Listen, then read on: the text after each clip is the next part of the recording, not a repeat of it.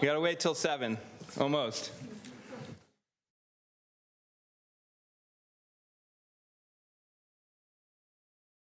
Here we go. All right. I'm going to call to order the City of San Carlos City Council successor agency to the Redevelopment Agency Housing Authority regular meeting for September 11th, 2023. We have a couple things to do first. If I can find my sheet. See, I'm not prepared here. Well, oh. All right, Crystal. Oh, here, sorry. It's right in front of me. Sorry. So we have tonight under item 2, Assembly Bill 2449 teleconference requests. Councilmember McDowell has provided notice to staff to participate remotely under AB 2449. Councilmember McDowell, can you please provide a general description of the circumstances related to the use of AB 2449 Just Cause? Yes, thank you, Mr. Mayor. I am recovering from a chest cold here at home, and I decided that out of an abundance of caution, it would be better for me to Zoom in tonight and not expose my colleagues. So that is why I've requested to use the Just Cause provision. Thank you. Okay, thank you, and we appreciate that too. And then I'll just note that Councilmember Collins is absent today from today's meeting. So. Through the chair, if I can just go through a little bit of a little housekeeping there for AB 2449. So pursuant to AB 2449, I'm confirming that this is Councilmember McDowell's first request to participate remotely under Just Cause. A two-way visual and live webcasting of the meeting is available to allow the public to remotely hear and visually observe the meeting and remotely address the legislative body. Councilmember McDowell, as a reminder, please have your audio and video on throughout the meeting, and at any time, if an individual over the age of 18 is present at your remote location, please disclose that and the general nature of your relationship with the individual prior to any action being taken. Thank you. Okay, this is a newer rule, so I think this may be one of the first times we've had to use it. So normally we would go right to the Pledge of Allegiance. I just want to today just take a moment to remember the thousands of lives, innocent lives that were lost on 9/11 22 years ago, and ask that we stand for a moment of silence and remember and honor both the victims and heroes from that tragic day.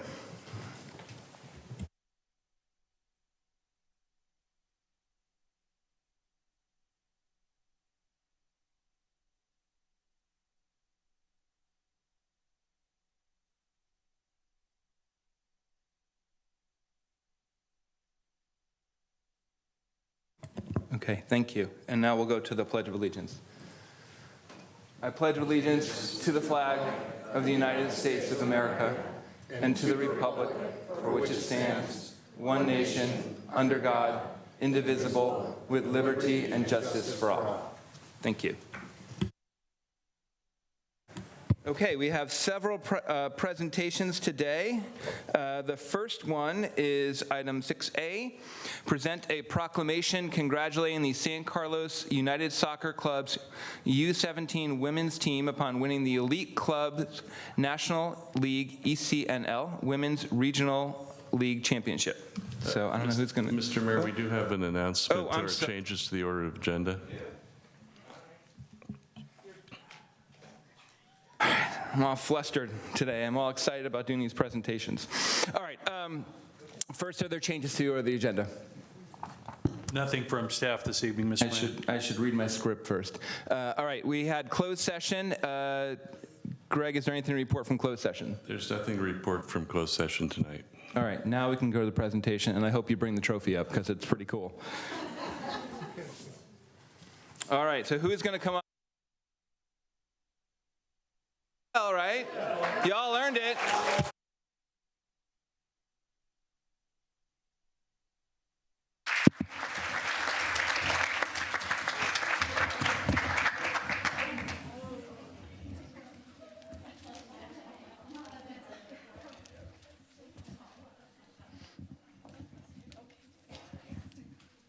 You don't have to all speak afterwards unless you want to.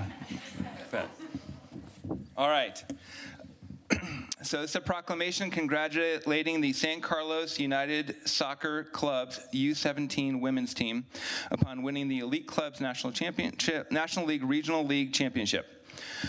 Whereas the San Carlos United Soccer Club is a community club consisting of 80% San Carlos residents with a mission to give competitive youth soccer players in our community a positive learning environment to have fun, reach their potential as soccer players, grow as individuals, and become community leaders. And whereas the San Carlos United Soccer Club's U17 women's team is comprised of 21 women ranging in the age from 16 to 18, many of whom have played on a team together since 7 years old. And whereas in 2023, the U17 women's team achieved the remarkable feat of winning the Elite Clubs National League ECNL Regional League Championship, one of Northern California's most competitive achievements. And whereas achieving this required the U17 women's team to overcome many hurdles this season, including winning the NorCal Premier Division, winning the State Premier Division to be promoted into the NPL, National Premier League, winning the NPL Regional, and then advancing to the inaugural ECNL Regional League season for Northern California. And whereas the U17 women's team then went on to play the last 2 league games where they won and were crowned champions of Northern California, the highest accolade possible for clubs in the state via U.S. Soccer Club Soccer. And whereas the U17 women's team is the second San Carlos team in 47 years to play in the NPL and the first to play in the ECNL Regional League, they embody the unity, resilience, and passion each athlete and their families have poured into their pursuit of excellence. Now, therefore, be it proclaimed that I, Adam Rack, Mayor on behalf of the City of San Carlos, the community, and the City Council do hereby congratulate the San Carlos United Soccer Club's U17 women's team upon winning the Elite Clubs National League Regional League Championship and commend them for the honor they bring to our beloved city, presented this 11th day of September 2023.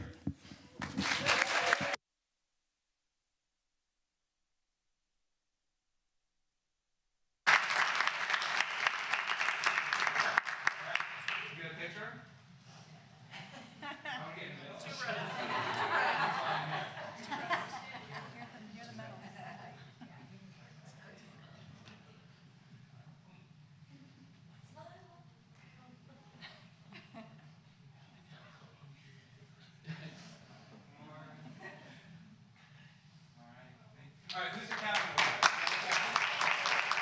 right, you guys ready to speak? Say a couple words. I'll put you on the spot. Yeah, put you on the spot. Come on, Emma. I don't really know where I'm looking, but yeah, where am I? Just look at us. And oh, okay. The cameras. Well, thank you, first of all, for the recognition. I know we're speaking up here on behalf of the team, but each and every one of them had a say in winning this achievement, and we're very proud of each and every one of us and all of you guys for continuing to put in the effort and come every day to work hard and just enjoy the game that we all love. Thank you to Nick for always believing in us and pushing us. Thank you to the parents for the support. And thank you for you guys for the recognition, because we worked very hard for this and we all enjoy it. So thank you.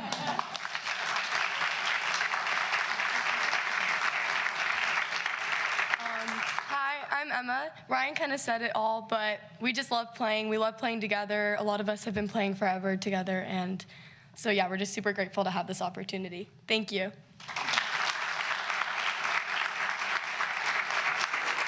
All right, congratulations. I'm going to see if any of my colleagues would like to make any comment. Okay, do we have any public comment on this item, Crystal?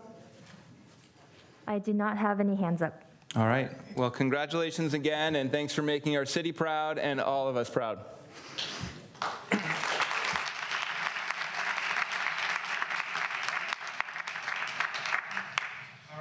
I have 2 more proclamations. The next one is present a proclamation recognizing September 2023 as Suicide Prevention Month.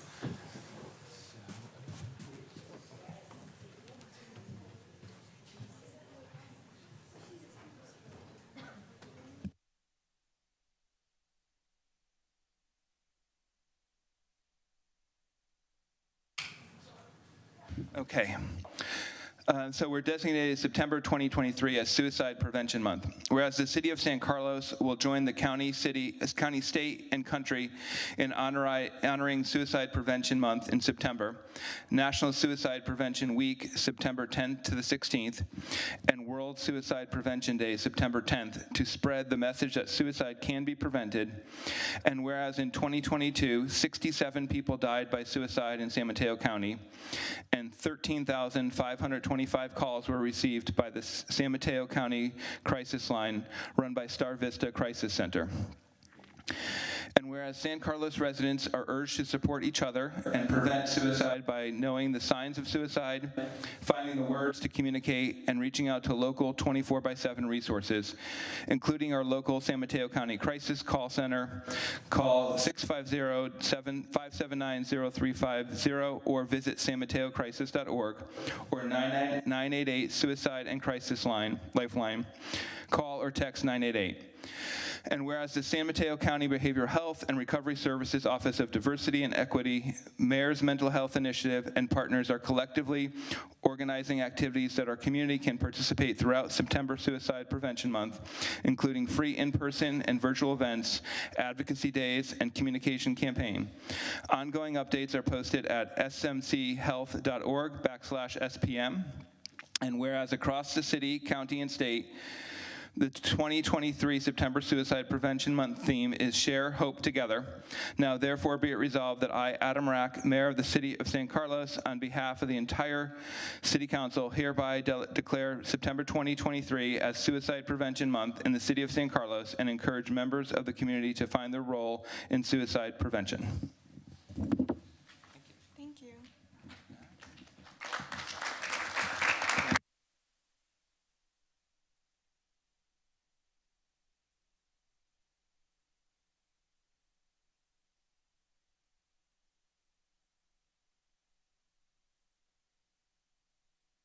Good evening, Mayor and Council members. My name is Rhea Nandal, and I'm an 11th grade student at Menlo High School.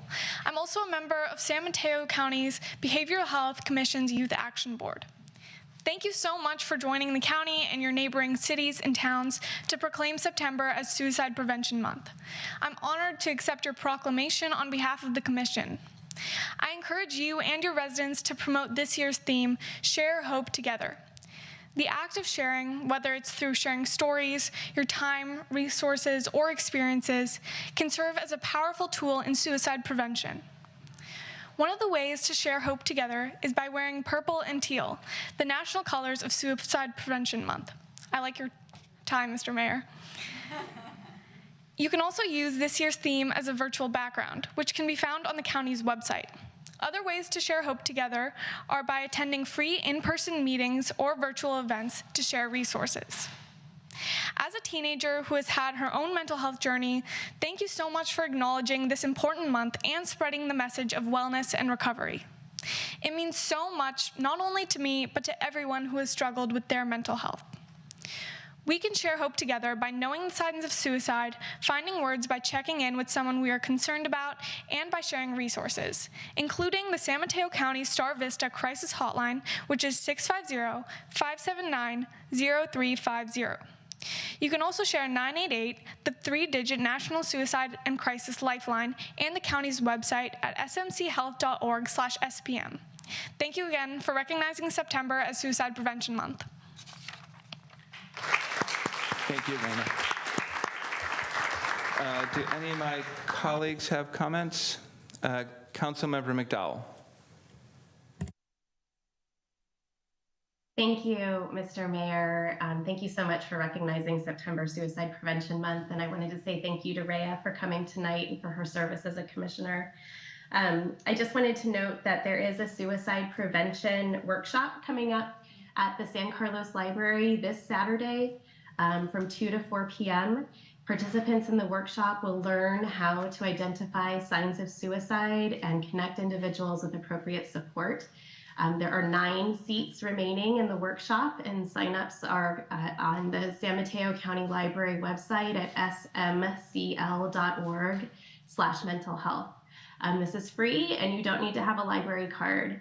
And one thing that I just wanted to emphasize quickly is that we know that our teens have really been struggling, including with increased levels of suicidality in the last 3 years. And what makes this workshop unique is that it is open to teens in high school as well as adults. And our teens do need to learn how to respond to peers who may be confiding in them that they're struggling. And so this is just a wonderful opportunity for both teens and adults to take a 2-hour workshop on a weekend right here in San Carlos. And the library can also give service credit to teens that are looking for volunteer hours. So I would just encourage both teens and adults to sign up this Saturday. Thanks so much, Mr. Mayor.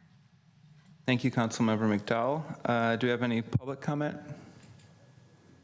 There are no hands. Okay. I just want to just sort of recognize Councilmember McDowell for her work last year and to help kick off the mayor's initiative on mental health. And we're still seeing the work being done today. So thank you for all your work on that. And thank you, Rhea, for coming today. Okay, we're going to move on to item 6C, which is Recovery Happens Month, and we're going to have Heather Henry of Voices of Recovery San Mateo County.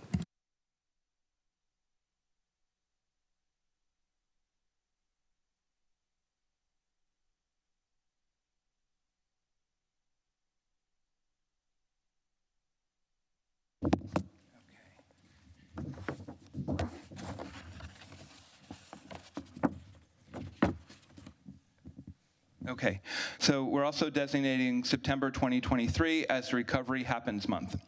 Whereas the month of September 2023 is National Recovery Month, and whereas National Recovery Month spreads the positive message that behavioral health is essential to overall health, and whereas treatment and prevention providers across the communities of San Mateo County have dedicated themselves to promoting recovery, saving lives, destigmatizing, and educating the public about substance abuse and co-occurring disorders.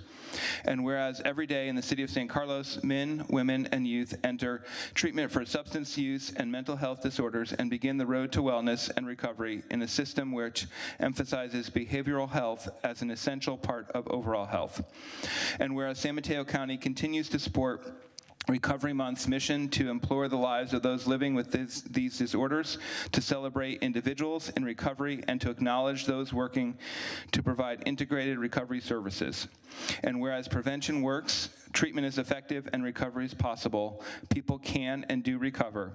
And whereas Recovery Happens Month is supported and celebrated in the city of San Carlos and promotes the importance of prevention, treatment, and recovery, in this spirit, this year's theme is Recovery is for everyone, every person, every family, every community.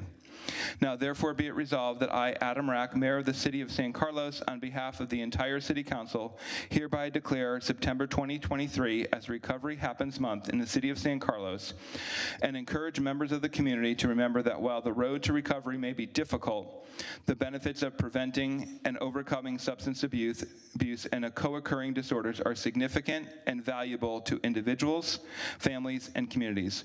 Let us remember there are multiple pathways to recovery, and let us remember everyone's journey results in their own unique experience of recovery.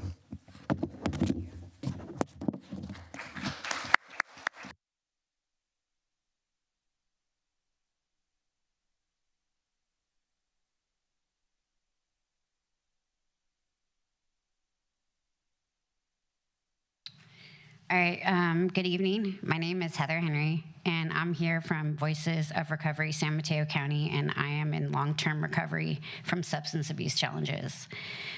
We would like to thank the mayor and council members of San Carlos on behalf of Voices of Recovery and the Recovery Happens Committee for joining us to proclaim September is Recovery Happens Month. So National Recovery Month started in 1989. And is held every September to promote and support the nation's strong and proud recovery community. New evidence-based treatment and recovery practices and the dedication of service providers and communities who make recovery in all of its forms possible. Voices of Recovery, in collaboration with community members, San Mateo County Behavioral Health and Recovery Services, and the Office of Diversity and Equity, come together each year to increase public awareness surrounding substance use and mental health recovery. Together, we continue to bring awareness that people can and do recover. Over the course of the month of September did I read that part already? No.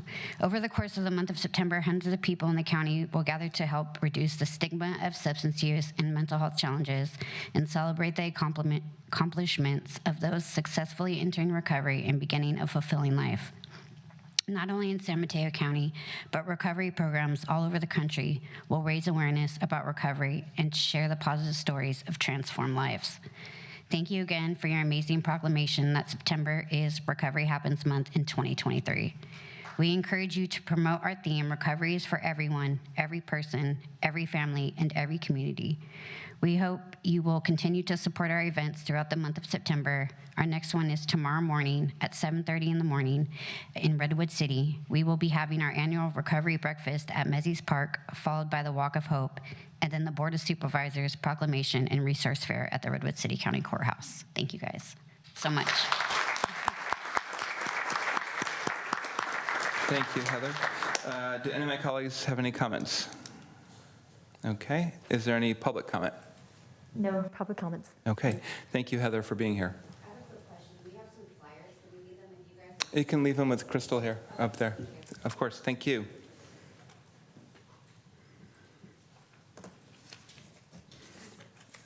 Okay, we are now moving on to item 6D, which is receive a presentation from Cora, Community Overcoming Relationship Abuse, on their Speak Up campaign. And we're going to have their executive director, Dr. Karen Ferguson, speak and present. A year ago on September 8th, we witnessed a horrific murder in San Carlos of Karina Castro. And after the event, then Mayor McDowell and I sat down and said we really would like something positive to come out of this horrific tragedy. So we reached out to Karen and talked to her, and ultimately the council approved a grant for $50,000 to create a pilot program. And sort of a year out, we're gonna, one, just sort of try to honor Karina, but also to hear about the program and what's been happening so far. And we're hoping to now take this to other cities in the county as well to help spread the word and spread this program. So, Karen. Thank you, Mayor Rack and City Council. Oh. Now I have to actually do this thing. And I just press the arrows. Should be obvious, but it never is. Okay. Well, thank you so much. And I really appreciate this statement of recognizing that this is the year anniversary of Karina Castro's death, and unfortunately was just marked with a death in Daly City over the past weekend on September 2nd. And as many of you might have seen from the headlines, that marked 5 homicides in San Mateo County, all domestic violence related. And so we have a lot of work to do within this county, and I just so appreciate what San Carlos did a year ago in terms of saying we have to be a part of figuring out how we move forward and how we join together. So with the funding that was provided by the City of San Carlos, CORA, which is Community Overcoming Relationship Abuse, put together a brainstorming session of how do we engage community members. And one of the things that we most looked at was the fact that for Karina Castro, she was unfortunately a victim in broad daylight on the street with people walking around, walking their dogs and going to lunch. And so we said, you know, we may or may not have had anybody that ever could have stepped in at that moment of violence, but it just really brings to mind, where is community within all of this? How do we fully engage community such that this can't happen within community someday in the future? And so we decided that what we needed was to make sure that community was really well educated. And one part of community is the business sector. So, we as community partners and, government agencies, all these, we have information often about domestic violence, although often it is not very deep information about domestic violence. But does the dentist, does the hairdresser, does the fitness, spa, do they actually really think about it? And do they think about the fact that likely the next victim might be somebody that was their coworker or came in as a customer? And so that's what we decided Speak Up needed to be about, that it needed to be about how we were going to engage the business community and community partners more generally. So we, although the funding was given to us late fall, we decided we needed to draw a line in the sand of when we were going to really start our pilot. So January we officially started, which meant we hired somebody in February. That has been the same process that does happen with a lot of things. So we did hire one person, and that person did eventually leave us, and we have hired a second person now as our Speak Up educator. And then we also worked to create a presentation. And we started, like most community-based organizations, with the belief that everybody wants to hear lots of information about all of this, and we did an hour-long presentation, which we then shortened to 30 minutes, and then we finally shortened to 15 minutes and realized that really it needs to be 15 minutes. Like if you walk into a hair salon, they're not going to give you any more than 15 minutes. So we learned that. And so we began to do outreach efforts in San Mateo, in San Carlos. And what we did is design this presentation to have just 3 core parts to it. 1, understand intimate partner abuse, which is a different terminology than domestic violence. Domestic violence calls out the violence, but intimate partner abuse recognizes that actually there are many things that are going on in an abusive relationship within relationships, such as verbal abuse, emotional abuse, spiritual abuse, sexual abuse. So you need to understand all those pieces. So really understanding what we mean, and that it's a consistent pattern of power and control. That you need to understand the red flags. If you are a nail salon, you need to understand when somebody is talking with you and sharing information about the relationship that you recognize that might suggest that that's not a healthy relationship. And then you need to know what to say and what not to say. So to say this is a safe space, to say there are resources 24/7 like Cora, but also to never say, why don't you just leave? And we don't say that because it shuts down the conversation, the person no longer can trust you, and because it actually escalates danger. In fact, the most dangerous situation is when in an abusive relationship, one partner is about to leave. And so we always want a safety plan before that would happen. So we started doing outreach. This slide is already inaccurate because my staff just informed me we've done now more than 120 outreaches within San Carlos. We started sharing information. We now have a little swag bag, so we are walking around with lots of swag bags. This swag bag is a little bit different than what we leave at businesses, but it does have some of the information in it. It has QR code business cards that somebody can just slip in their purse. It has bathroom stickers that the business can put in their bathroom. It has some more information about what we provide in our training. And we started doing the trainings. And out of the trainings, for all of the trainings that we've done, 92% of those participating said after this 15-minute training, they feel like they now know how to recognize and respond to intimate partner abuse. So our goal to finish the year will be to give you 270 to 300 touches. I think we're well on our way, and 60 presentations. Here's a little look at who we have touched in the presentation so far. So we have gone to a lot of different parts of the business sector. We've gone to children's services, to finance and real estate businesses. We've gone to retail. We've gone to a lot of medical and healthcare. And we've gone to salons and beauty. And so, this just helps you start to see that we're really trying to go throughout a lot of different facilities and companies. We do have some people who decline, and we don't have a lot, so luckily the slices of the pie are big, but you know, some people are not immediately interested, and that's important for us to know as we continue to build the information. So a little bit of retail, not always interested, and some of the children's services, surprisingly, they were more like a little bit peripherally related to children. So some of the other core children's agencies I do want to call out very much did want to hear about this.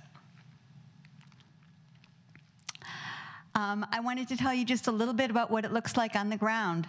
So first of all, I actually was able to participate with our trainer in giving a presentation to a group of fitness professionals. And the leadership said, well, we'll listen to the presentation and then we'll share it with the personal trainers that we work with.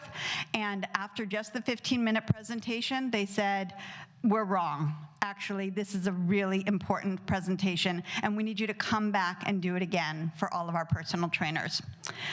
We shared it with Trinity Church as one of the very first places that we went to, and Trinity Church said, we thought we knew.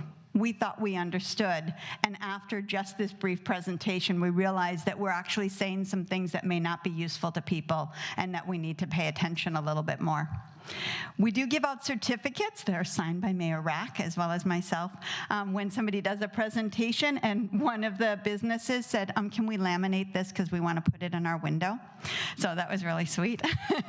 And then we also have had really nice response from people that we didn't think about. So the Chamber of Commerce and the city employees have actually said, now that we're hearing about this, we want to make sure that you're bringing that to us as well. And in fact, as we start to reach out to other cities, we're now adding that in, that we would want to make sure that all those individuals are also trained. So lastly, I will add on to what Mayor Rack was saying, which is that San Carlos has been an incredible proving ground for the fact that a 15-minute presentation can start to make a difference and can start to bring to the fore something that often stays behind private doors. And so Mayor Rack helped me present to the Council of Cities on August 11th with several of you in attendance. And we presented this to all the cities in the county. They were really interested. So already City of San Mateo, Hillsborough, Pacifica, Menlo Park, Belmont, and East Palo Alto have shown significant interest in stepping forward. And we have some interest from some of the other cities. So I am really hoping that by hopefully even close of October and Domestic Violence Awareness Month, that we'll be able to share that this is going countywide. So thank you for believing in Cora and for really taking this step and saying that you wanted something positive to come of tragedy. I think it is, we always stop and take a moment, or I hope we do, but to really then turn that into action is something that we don't always see. So I genuinely appreciate that. Thank you very much for your time, and I don't know if there's any questions. Thank you, Karen, and thanks for all your leadership and for working with us on this and for presenting this today. I don't know if my colleagues have any comments or questions. And if not, is there any public comment, Crystal? Thank you. Looks like Councilmember McDowell. Oh, I'm sorry. The microphone is blocking the, there. Sorry. Go ahead, Councilmember McDowell. I need to move the mic. Thank you, Mr. Mayor. I just wanted to say thank you to Dr. Ferguson and her team for creating this program and rolling it out in San Carlos in record time. I'm so proud that we could fund this program and be the first city to roll it out. And as the mayor said, you know, what we heard from the community in the days following Karina's tragic murder was profound sadness, but also the overriding question of what can we do? People wanted to do something. And so I think this program really met that desire to do something. And it's great progress in raising awareness and putting people in touch with resources like Cora. So thank you again to Cora for the great work. I'm really proud of this partnership, and thanks to the mayor as well. Thank you. Thank you. Thank you, Councilmember McDowell. And I will note that we are working on a date to have you come offer training for all the city employees as well. So we are, that is in the works. Great. All right. Thank you, Karen.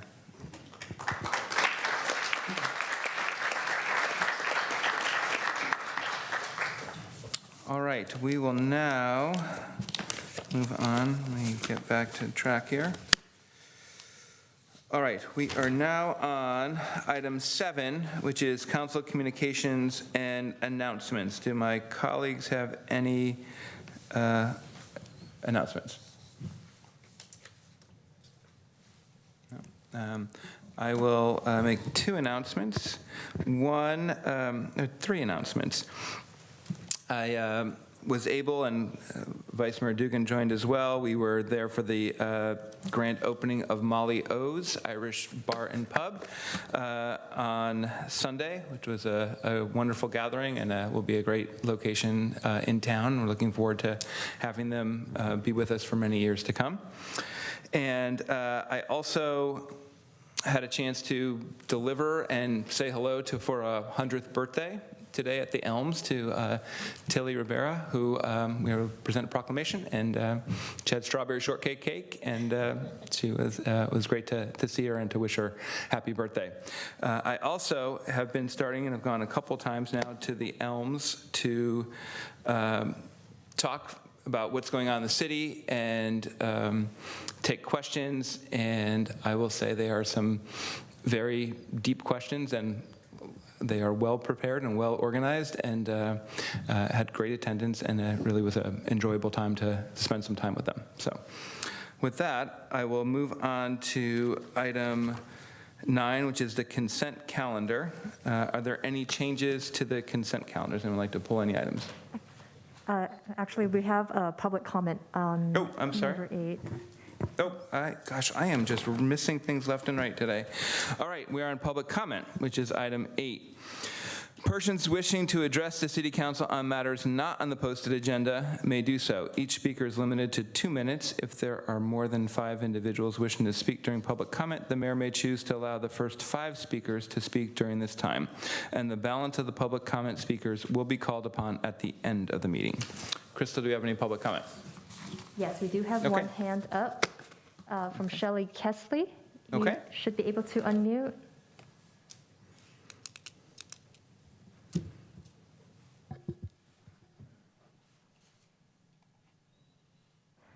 Shelley, you should be able to unmute. There you go. Sorry, I'm calling from, this is Sonia Elks. I'm calling from a different number.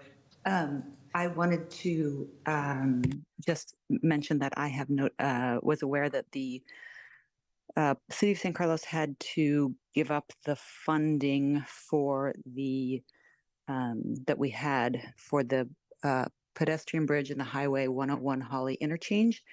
And just wanted to say that I'm disappointed that that happened, but obviously we understand that it was a huge financial gap with the construction costs that made it difficult to finish in the timely manner. And we look forward to the city continuing to prioritize that, which I know the city does.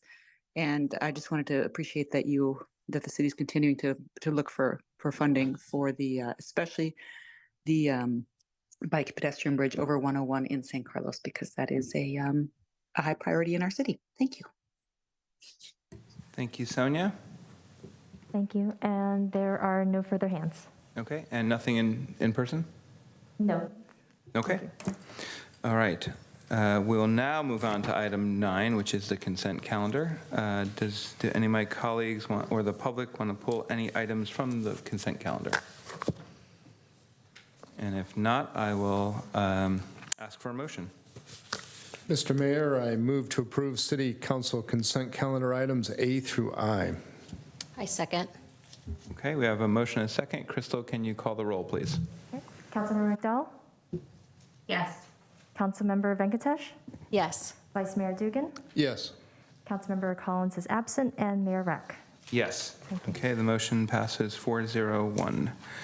All right, moving on to item 10A, which is consideration of appointing one Youth Advisory Council voting member for the 2023-24 term, 2 alternate YAC members for the 2023-24 term, and 5 YAC or YAC voting members for the 2023 to 2025 term and recognizing retiring Youth Advisory Council members. So Emma, I think this is you. Already retired. All right. Good evening, Mayor Rack, Vice Mayor Dugan, council members, community. My name is Amy Newby. I'm the Director of Parks and Recreation.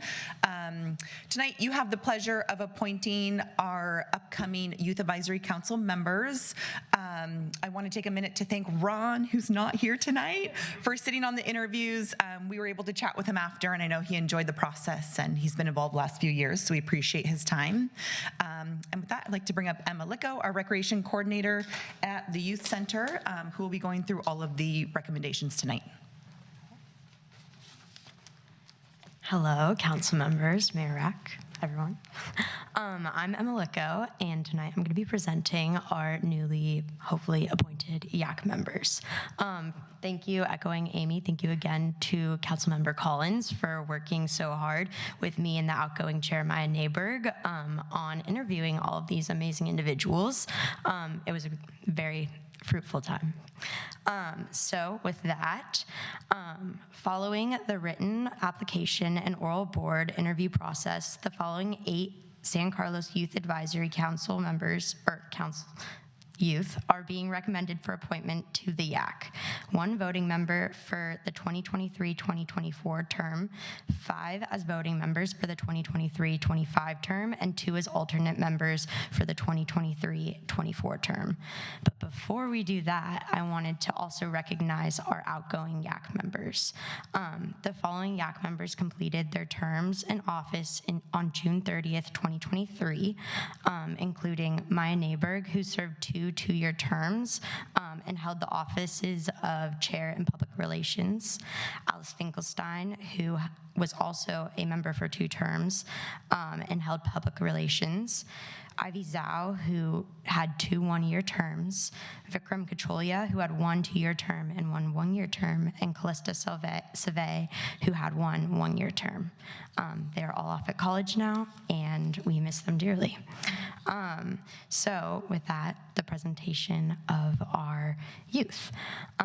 First being Samina Janwala for the 2023-2024 term. Samina goes to Carlmont High School and is seeking an appointment of a 1-year term as a voting member. Maya Kacholia, who is unfortunately not present tonight, who also goes to Carlmont High School and is a freshman, is seeking a 1-year term for the 2023-2024 term as an alternate YAC member. Michael Sandoval goes to Central Middle School and is an 8th grader there, and he's seeking a 1-year appointment to the YAC as an alternate. Sophia Call is St. Francis High School senior voting member, sophomore voting member. Sophia is a sophomore at St. Francis High School and is seeking an appointment on the YAC as a voting member for a 2-year term. Connor Huh goes to Nueva School and is a sophomore there and is seeking a 2-year appointment on the YAC as a voting member. Dylan Carmen is a Sequoia High School junior and is seeking a 2-year appointment on the YAC as a voting member. Cecily Mock is seeking a 2023 to 2025 term and is a Sequoia High School junior and is seeking a 2-year appointment on the YAC as a voting member. Zuri Kudwar is a Central Middle School 7th grader who is seeking a 2-year appointment on the YAC as a voting member for the 2023-25 term. And I also would like to recognize all of our YAC members who actually have already been appointed and were appointed last year and have 1 year left to go on their term. Hannah DeLizo is the first one, Sequoia High School, yes, senior. And Annika Gupta, who is also a Sequoia High School senior and was featured on the soccer team as well, so double. Eva McLinden, who is, where do you go now? Carlmont, look at that. They graduate so fast. And has 1 year left on her term. And then Alora Mehta, who is also Carlmont and is a sophomore there. And then Ava Stathopoulos is a senior at St. Francis and has 1 year left on her term. So with that, I'll take any questions you might have. Yeah, thank you.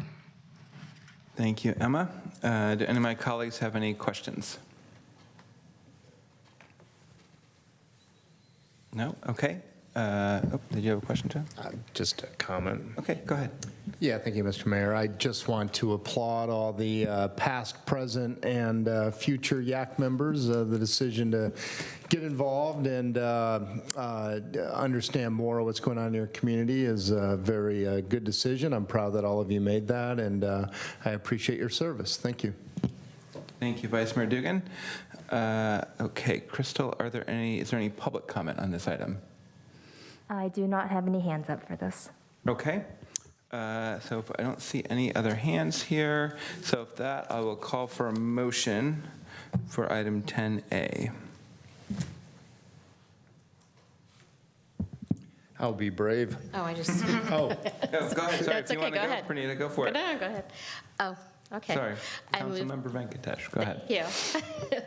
I move to appoint the following to the Youth Advisory Council: Sanmina Ganawala as a voting member to the 2023-24 term, Maya Cochilia and Michael Sandoval as alternate members to the 2023-24 term, and Sophia Call, Connor Ha, Dylan Carmen, Cicely Mock, and Zuri Kardawara as voting members to the 2023-2025 term, and recognize retiring Youth Advisory Council members. I'll second that. Okay, we have a motion and a second. Crystal, will you call the roll, please? Vice Mayor Dugan? Yes. Councilmember Collins is absent. Councilmember McDowell? Yes. Councilmember Venkatesh? Yes. And Mayor Rack. Yes. All right, the motion passes. Congratulations. All right, and I think now Crystal is going to come swear you in, so. It's official.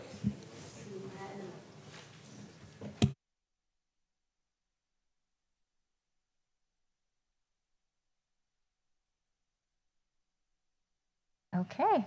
If you can raise your right hand, please. Do you solemnly swear to support and defend the Constitution of the United States and the Constitution of the State of California against all enemies, foreign and domestic, that you will bear true faith? I'm sorry, I just said that.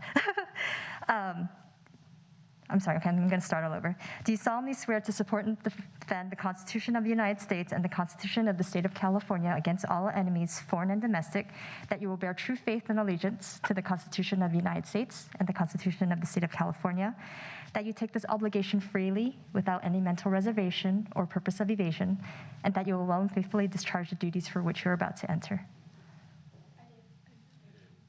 Okay, thank you. So I'm going to have you come around this way to sign. Just sign. Thank you.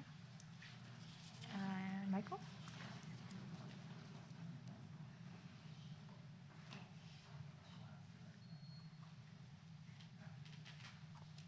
Thank you.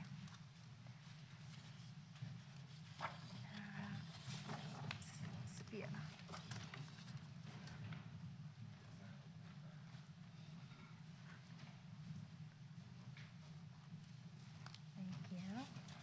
Connor? Okay.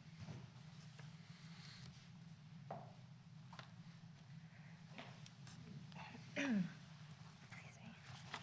Dylan.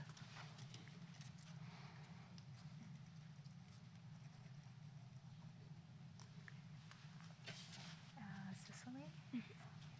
Sign here.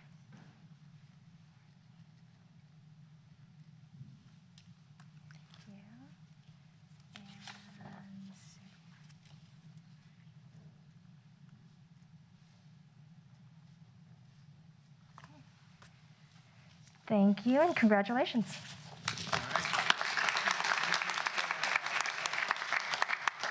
We're going to try to do a photo with the council members and all the YAC members.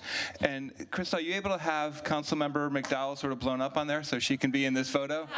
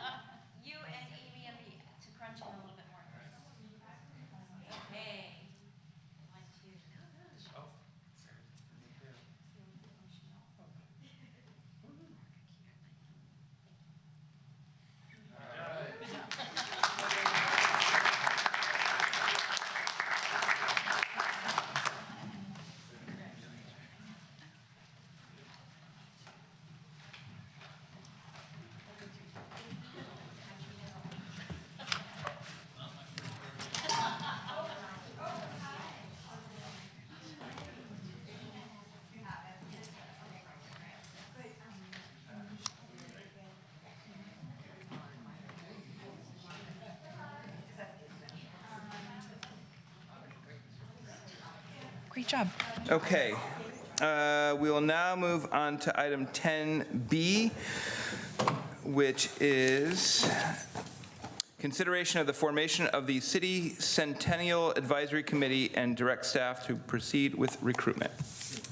Good evening again. Thank you. And I'm excited to talk about this tonight, as I'm sure you guys are. So I'll start with a little background. For those that don't know the exact date, the city was incorporated on July 8th, 1925.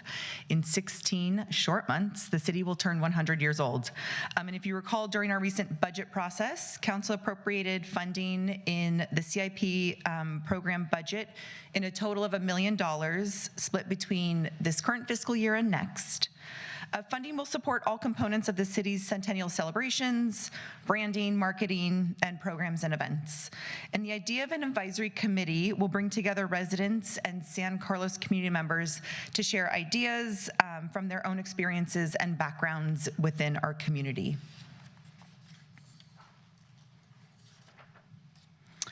A few ideas here to get everyone excited for what's to come.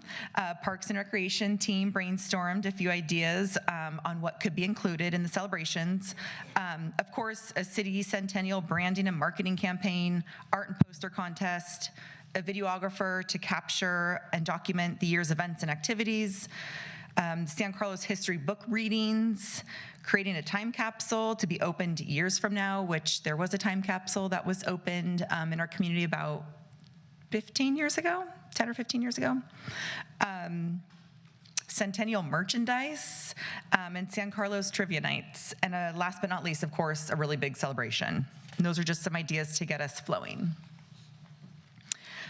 Staff suggests that for the city commissions and nonprofit organizations you see here listed, each organization can nominate or select one representative to serve on the Centennial Committee. Something tells me that these ladies here in this photo were planning something in town, and I'm sure they got a lot done, as this committee will. For the additional 3 community member seats, staff suggests council opt for an application and review process to make the appointments from the candidates who apply. The Centennial Advisory Committee is a volunteer position. We anticipate meetings to begin in early 2024 with possible planning meetings through some and most of 2025. Meetings will be held approximately every month or on an as-needed basis. It is suggested that committee members either live or work in San Carlos. So following tonight, next steps for this process is to provide staff with input and direction. Following the meeting, Parks and Recreation will work with the city clerk's office on the recruitment process. Interviews and appointments by city council will happen for the community member and resident 3 seats, or to be determined. And we anticipate this process to take about 3 to 4 months, given that the holidays are approaching us quickly.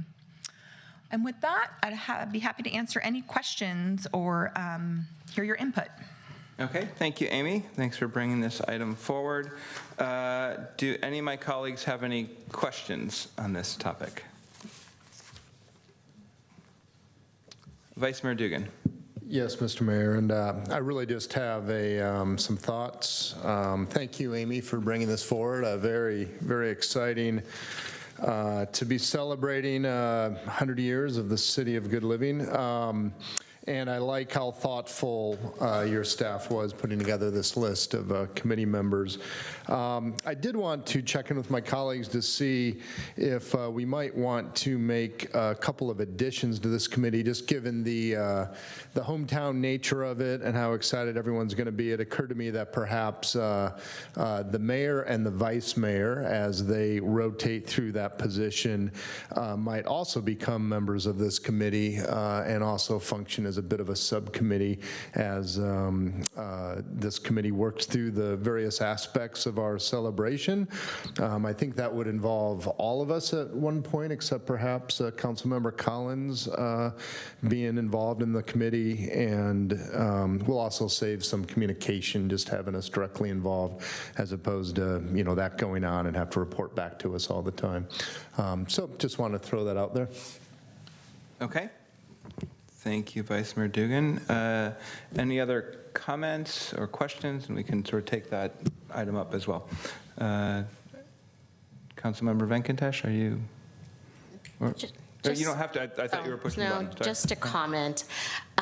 So how many people are on this committee? And who's the deciding kind of factor in this, I guess? Right. So out of all these organizations you see here with the 3 community members / resident, it would be 18. Adding mayor, vice mayor would be 20. And then again, the organizations themselves would appoint one of their members to be a part of the committee. The council we would do an application process and interviews for the resident / community member seats. Okay. All right. Councilmember McDowell. Thank you, Mr. Mayor. I just wanted to chime in and say that I would support the vice mayor's suggestion tonight. I think that's a good idea. Thank you. Okay. And appreciate that, Councilmember McDowell. I support that as well. I think that's a nice option. The other sort of item I would love to think about and would love to include is actually, I wouldn't mind expanding the number of kind of community members, residents to like 5. I feel like we sort of are kind of saying if you're in one of these groups, then we want you on this commission, and if you're sort of maybe a past member, you've done something before, you're retired, or you did other things, maybe we're sort of, to me, I think it would be better to have a wider range of the community of people who have lived here a long time, or other people who may want to contribute, or maybe excited about participating in this, and this is our way to get them more involved in the community. So I think I wouldn't mind raising that to 5 members of the community residents. And if we need to shift some things around, I'm open to. If we think there's, do we need a chamber and a business owner, downtown business owner, or is one enough as an example if we wanted to kind of consolidate a little bit as an example? But I just think opening up to more, I think a lot of people are going to be excited about it and want to participate, so the greater participation we can have, the better. Yeah, Mr. Mayor, I think that's a fine idea. I would support increasing community members from 3 to 5. Okay. I'll second. Everyone's okay? All right. I don't see other hands on this item. And I think this is just sort of really just to kind of get the process kicked off and give you sort of the authority to go and do that, Amy. And then obviously I think as we're talking about adding this in to have the mayor and vice mayor, so you can sort of work with those individuals as they rotate through to work with you on that. So, okay, is there any public comment on this item? No, there are no hands. Okay, so I will see. Any final thoughts from the council? Okay, I don't see anything. All right, well, with that, I will call for a motion. Mr. Mayor, I move to direct staff to proceed with the recruitment for the City Centennial Advisory Committee as presented to us, with the addition of the then current mayor and vice mayor's involvement and increasing the community members or residents from 3 to 5 in total. I'll second. Okay, I have a motion and a second. Chris, can you call the roll? Okay. Councilmember Venkatesh? Yes. Vice Mayor Dugan? Yes. Councilmember Collins is absent. Councilmember McDowell? Yes. Okay. Mayor Rack? Oh, yes. Thank you. All right. We're having quite the night tonight with this stuff. All right. It must be a full moon or something. All right. I am now moving on to item. We're going to try to do, I think, we have a request to do item 10C, D, and E, at least the presentations together on that, and then we will still need to vote separately on each item. But Rebecca Mendenhall will present these 3 items consecutively. Good evening, Mayor and City Council. Rebecca Mendenhall, Administrative Services Director. So before you tonight is the consideration of the adoption of the Memorandum of Understanding for the AFSCME unit and the Management and Confidential Salary and Benefit Resolutions. These units comprise most of the full-time city staff, or 77% of the staff, and account for 78 of 101 budgeted positions. It's been the city's philosophy to standardize as much as feasible the salary and benefit packages to create equity across the organization and units, and therefore, rather than present each of these units individually, I'm presenting them as a whole, as a group. So in accordance with the city's employer-employee relations resolution, city officials met and conferred in good faith with members of the units and have agreed to the following terms. So the agreements will be for 3 years, commencing on July 1st, 2023, and ending on June 30th, 2026. Similar to the Teamsters unit that was approved on August 28th, the city has agreed to include salary or cost of living adjustments in the amount of 5% in the first year and 3% in the second and third years. In addition to the COLA increases, there are some equity adjustments that will also be applied over the 3-year term. These equity adjustments were made following work done with the Council Employee Recruitment and Retention Subcommittee. Staff met over a 6-month period with the subcommittee to review census data, including turnover ratios, recruitment statistics, and market comparables in neighboring agencies.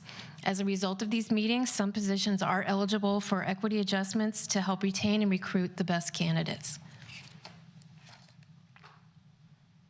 In addition to the salary adjustments, other components for all 3 units include increasing the tuition reimbursement from $1,250 per year to $3,000 per year. These are for expenses incurred in job-related educational programs or job-related certificate programs. We've updated the bereavement language to comply with the state law changes. And we've removed the 2% administrative fee currently charged for enrollment into a 2-party or family vision plan. And finally, the city has agreed to designate Juneteenth as an observed and paid holiday. Specific to the AFSCME unit, the city has agreed to increase the safety shoe allowance from $300 to $350 per year.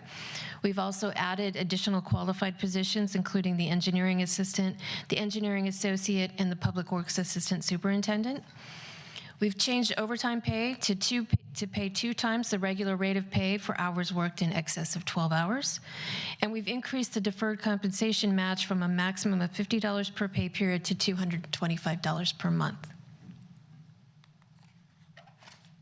Specific to the confidential unit, the city has agreed to change the overtime pay to 2 times the regular rate of pay for hours worked in excess of 12 hours. There was no change to the deferred comp match, as this group is already receiving up to $225 per month. And in the management unit, there were 2 additional changes.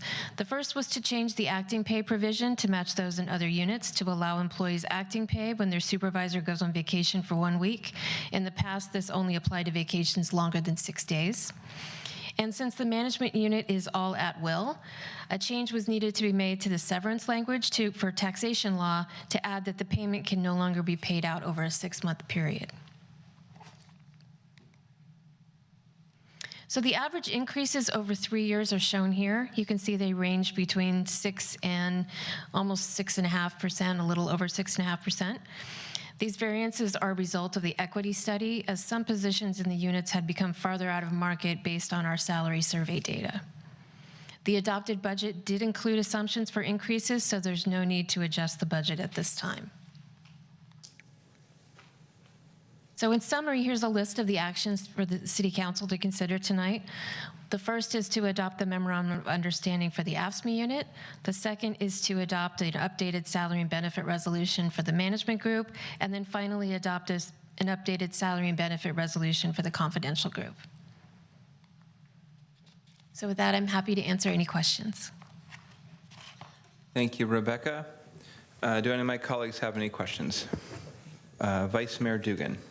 Thank you, Mr. Mayor, and thank you, Rebecca. I was involved in that subcommittee, so I know I had some glimpse on how much work and effort went into this round and what a comprehensive negotiation this was. And I know it was a negotiation ultimately, but you know, in your view, will this the outcome here be well received by the employees of San Carlos? Yes, it has been. Okay. We've received a lot of positive comments. Thank you. Very good. I'm glad to hear that. And do we believe this will help with our future recruiting efforts? Yes. Terrific. That's all I had. Thank you. Thank you, Vice Mayor Dugan. see other, did you, no? Okay. I don't see any other questions. Is there any public comment on these items, Crystal? I do not have any hands for this item. Okay. So we need to consider all three of these separately. So we'll start with 10C. Is there a motion on 10C? Do that one. Okay. Thank you. Thank you, Mr. Mayor. I move to adopt Resolution 2023-111, a resolution of the City Council of the City of San Carlos adopting a memorandum of understanding between the City of San Carlos and the Local 829 American Federation of State, County and Municipal Employees, AFSCME, for the period of July 1st, 2023 through June 30th, 2026.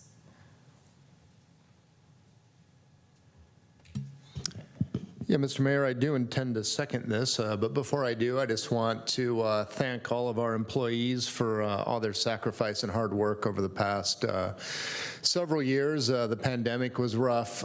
We've been short-staffed in many significant areas, and I know, and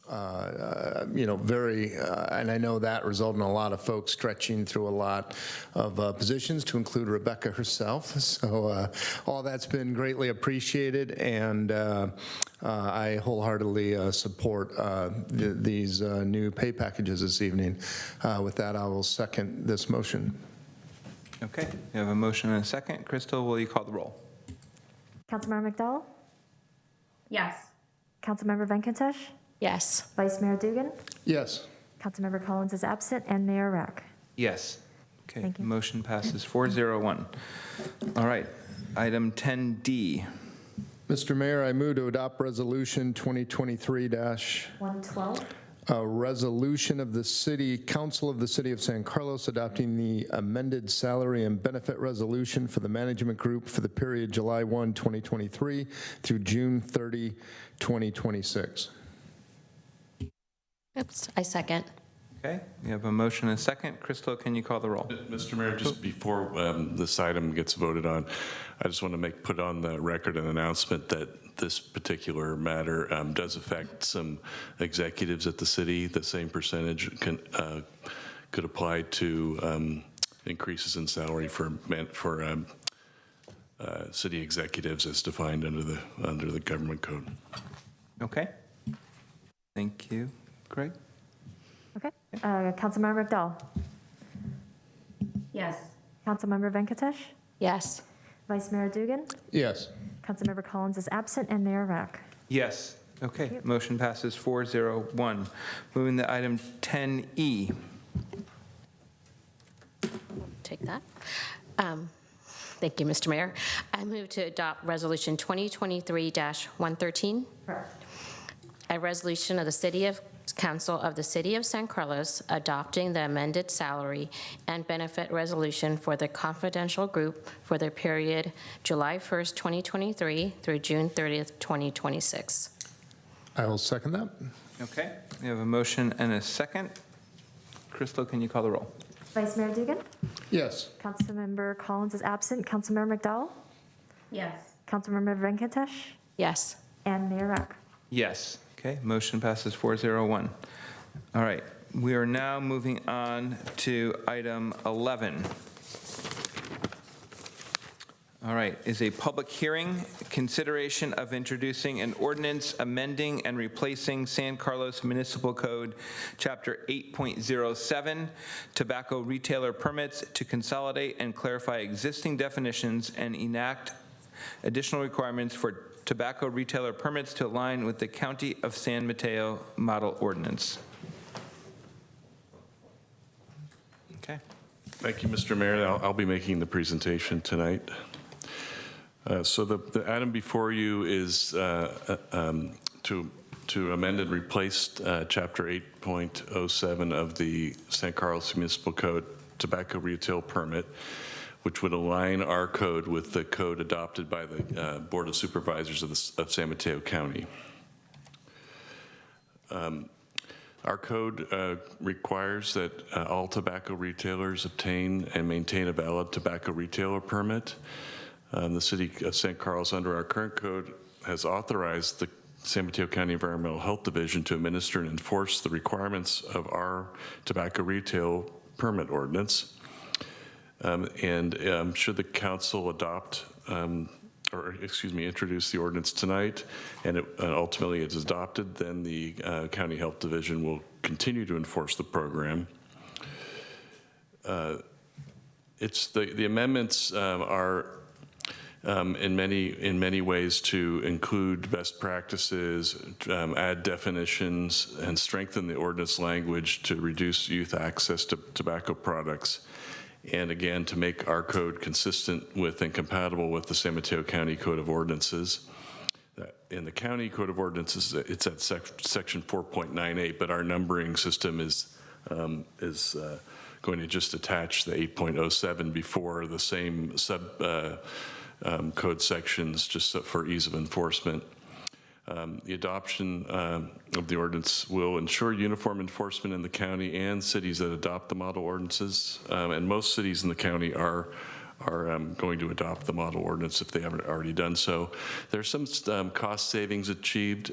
The county program would they would collect any fines and the permit fees to enable them to have some funding to provide for the program, and it would save resources in the city because the county would be enforcing it.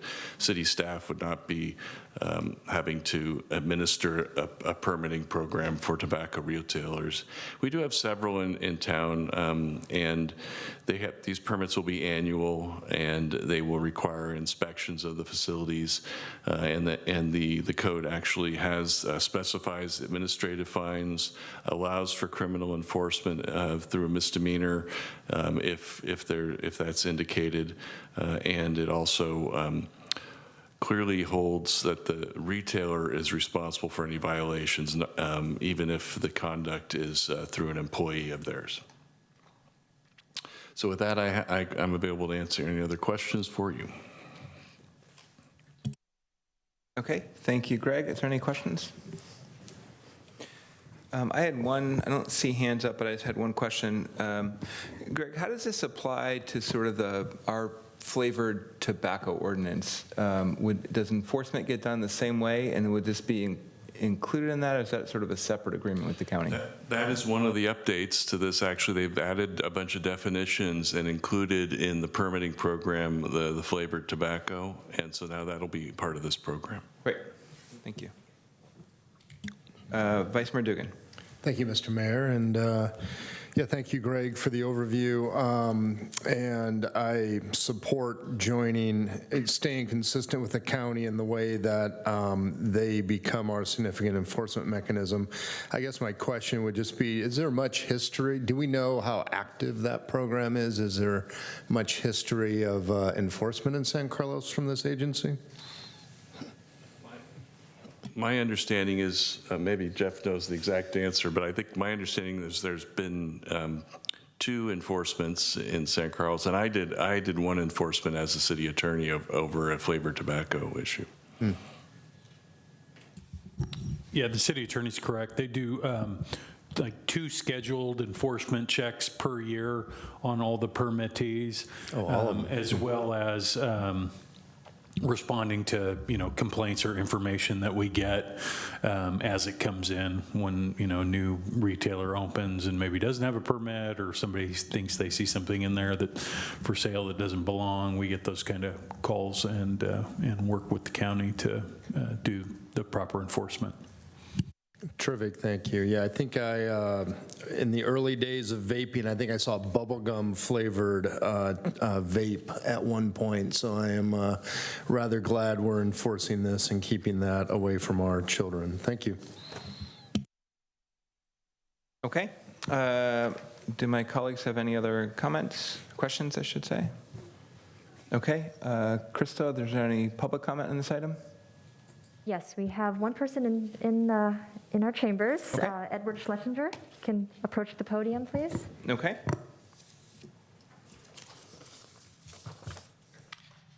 Good evening, City Council and staff. My name is Edward Schlesinger. I'm a resident of San Carlos. I'm a member of the community group San Carlos Smoke Free and a member of the San Mateo County Tobacco Education Coalition.